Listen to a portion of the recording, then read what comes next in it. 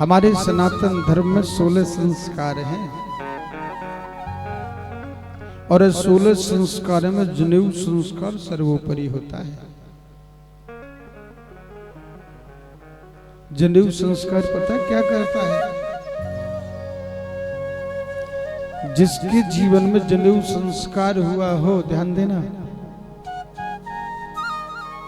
उससे जनेऊ धारण अवश्य करना चाहिए, लेकिन पालन करना बड़ी मुश्किल बात है।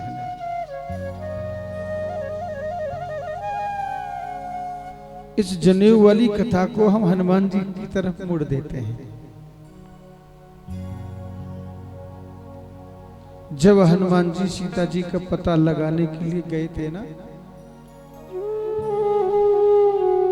हनुमान जी को बांधना कोई मामूली बात नहीं है,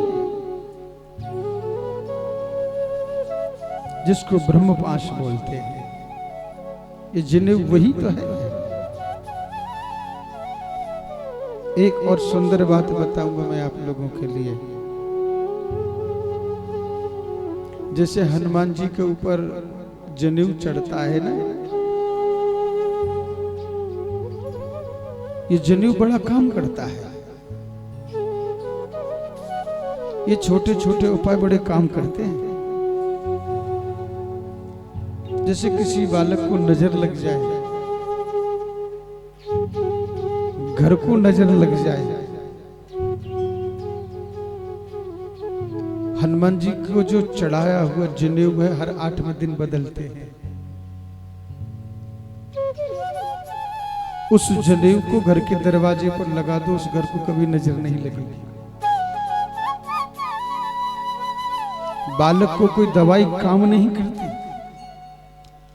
उस जनेऊ को लेकर के बच्चे की कमर में बांध दो,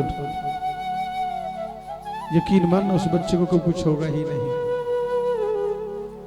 ये जनेऊ कोई साधारण चीज नहीं है। हम लोग इनका महत्व नहीं समझते। जिसने जनेऊ धारण कर रखा है, पहली बात तो उसे कभी किसी तरीका की संसारी तकलीफ आदि व्याधि घेर नहीं सकती।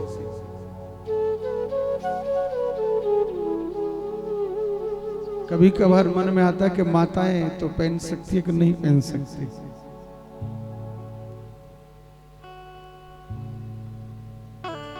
ज्यादा से ज्यादा हो सके जिस घर में, जिस परिवार में, जिस कमरे में रहते हो, अपने कमरे में लगा दें, बड़ा काम करता है।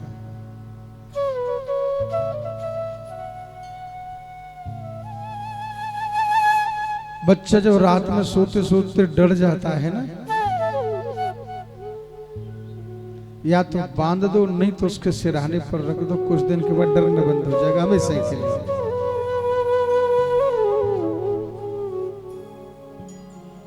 इन छोटी छोटी बातों का महत्व नहीं समझते। जो हनुमान जी अजर अमर हैं, जो हनुमान जी को बांध नहीं सकता। पवन तनय संकट हरण, मंगल मूरत रूप, राम लखन सीता सहित हृदय बसु। पवन तनय हवा, पवन का मतलब होता है हवा। हवा को कोई पकड़ सकता है क्या? बताइए। हनुमान जी का वेग हवा की तरह है। किसी में सामर्थ्यता नहीं है हनुमान जी को बांधने की। सिर्फ हनुमान जी को बांध सकता है तो जनेऊ ही बांध सकता है।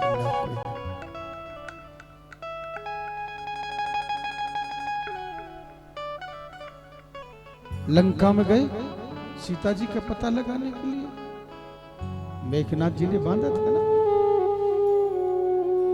इसका मतलब 16 संस्कारों में जनेऊ संस्कार बड़ा काम करता है। देवताओं के गुरु बृहस्पति देव अब जनेऊ संस्कार करते तो हमारे सनातन धर्म में एक बड़ी सुंदर पद्धति है। पहले जब कुछ समय पहले जब जनेऊ संस्कार होता था तो 5 गांव मांग करके लाना पड़ता था।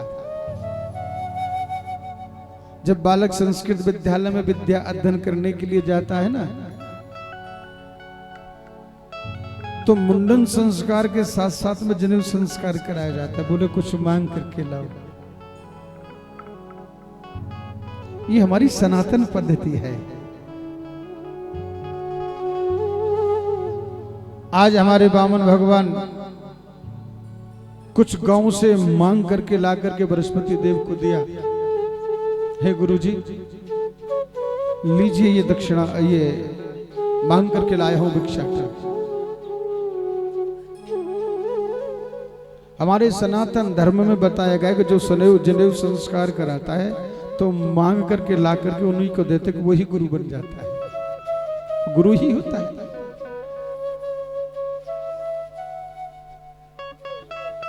आज देवताओं के गुरु बृहस्पति देव ने कहा, हे बामन, अब हमें छोटी मोटी दक्षिणा से काम नहीं चलेगा। बोले क्या चाहिए गुरुदेव? अगर दक्षिणा ही देनी है तो हमें 3 लोक चाहिए, त्रिलोकी चाहिए। संसार में 2 ही ऐसे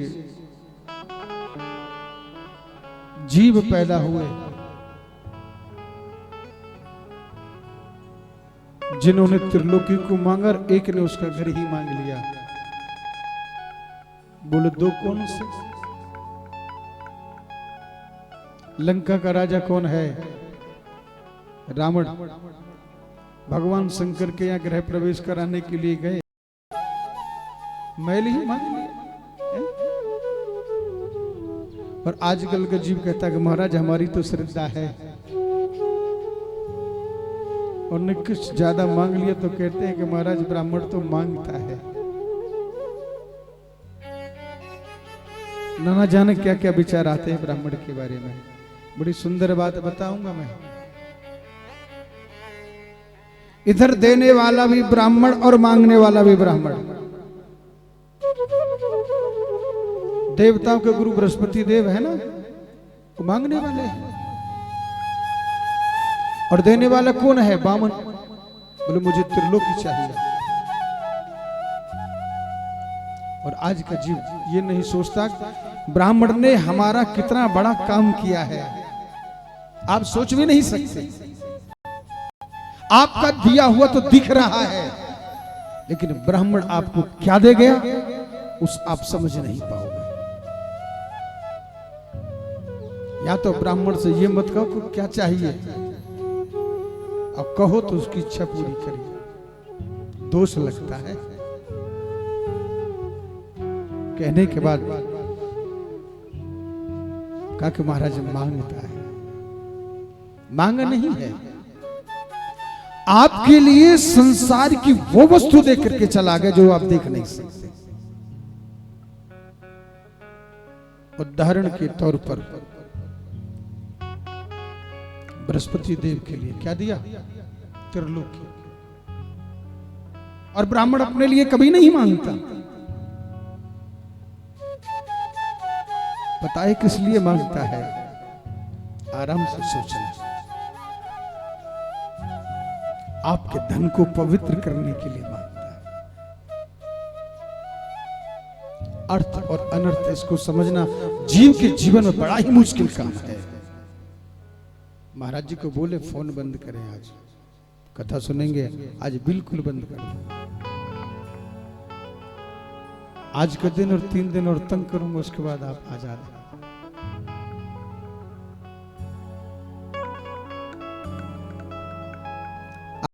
आप भगवान देवताओं के गुरु बृहस्पति देव के कहे अनुसार त्रिलोकी के पास पहुंच गए। उस समय त्रिलोकी कौन है? दैत्यराज महाराजा बलि विरोचन का बेटा, प्रहलाद का पौत्र और हिरण्यकश्यप का परपौत्र। बड़ा सुंदर यज्ञ चल रहा है।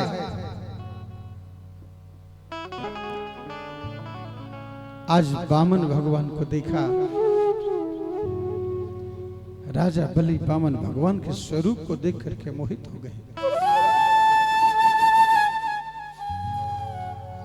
स्वागतम ते नवस्तुभ्यं ब्रह्मान् किम कर्मामते। स्वागतम, आइए ब्राह्मण देवता आपका स्वागत है।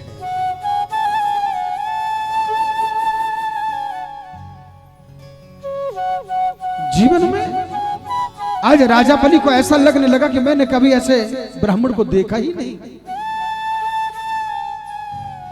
दैत्य गुरु शुक्राचार्य से पूछने लगे, गुरुजी मुझे तो लगता है कि साक्षात सूर्य भगवान हमें दर्शन देने के लिए आ गए हैं। भाव में परिवर्तन। जब आप किसी को देख करके आपका भाव अच्छा हो जाए,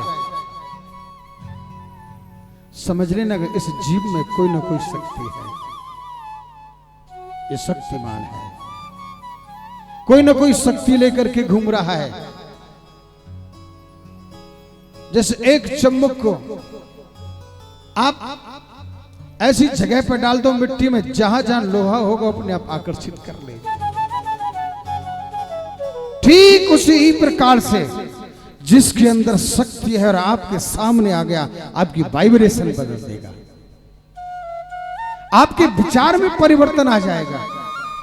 जब आपके मन में अच्छा विचार आए तो समझ लें बहुत शक्ति लेकर के घूम रहा है ये जीव। और कभी कभार आप लोगों ने देखा होगा कि कोई जीव सामने आ गया, आपके अंदर से चिड़चिड़ापन सा लगता है ना? बोले इसे बात करने को मन नहीं करता, सामने आ जाता, लेकिन मजबूरी है। और कोई कोई ऐसा आ जाता है कि उसको देखने के बाद ऐसा लगता है कि बात ही करते रहो। यानी कि शक्तियां बड़ा काम करती है।